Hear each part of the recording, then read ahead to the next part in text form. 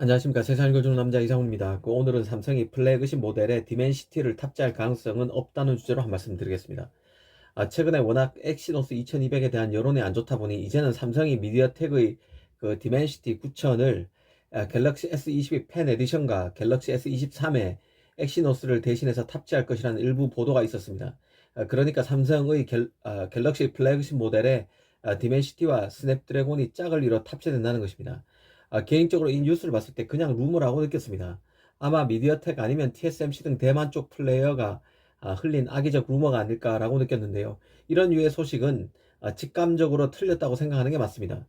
왜냐하면 삼성 입장에서 고성능 엑시노스를 포기한다는 뜻이고, 이는 단순히 AP 포기만을 의미하지 않기 때문입니다. 엑시노스의 포기는 삼성이 시스템 반도체, 파운드리의 포기를 연쇄적으로 시사하는 것입니다. 이 삼성 입장에서 한번 삐끗했다고 엑시노스를 포기할 거면 벌써 했을 것입니다.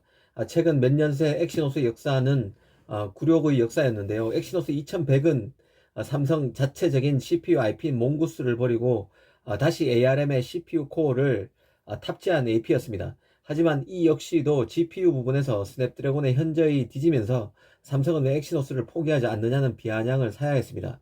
사실 엑시노스 2100은 엑시노스 이전 버전인 990보다는 스냅드래곤과의 성능 격차를 많이 줄였지만 여전히 퀄컴의 열세였다는 점에서 삼성으로서는 자존심이 상하는 일이었습니다. 그래서 삼성이 선택했던 게 바로 AMD와의 GPU 협업이었는데요. 이런 히스토리 때문에 그 엑시노스 2200에 또 이런저런 문제가 발생하니 실망할 수는 있을 것입니다.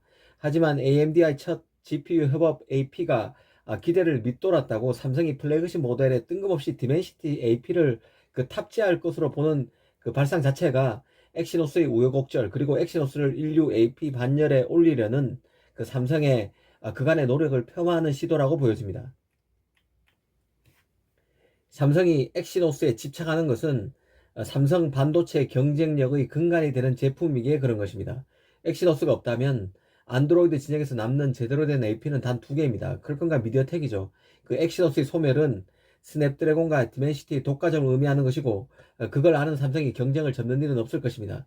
더구나 삼성 파운드리는 그 자신의 AP를 직접 제작해서 TSMC를 따라잡을 기반을 마련해야 합니다.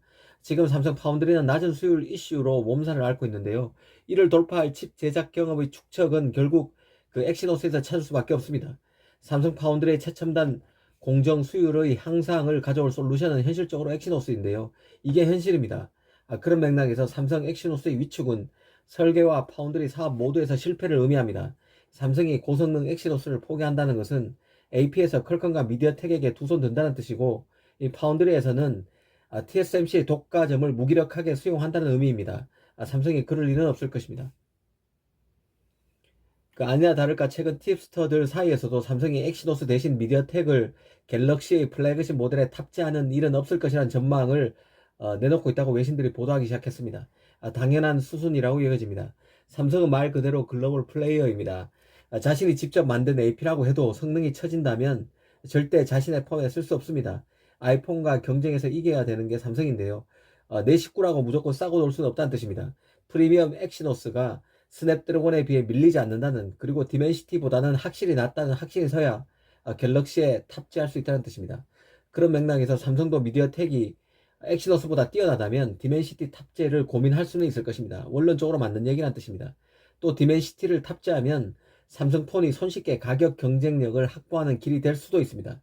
하지만 자신의 AP를 남에게 맡기는 업체는 이류 업체로 전락하게 되는 것입니다.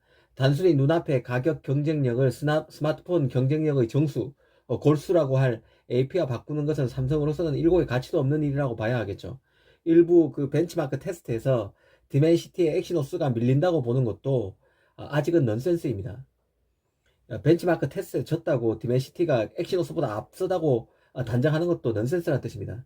이 삼성은 다시 엑시노스의 질을 끌어올려서 파운드리와 AP 사업에서 난간을 돌파하는 길로 갈 수밖에 없다는 생각입니다. 감사합니다.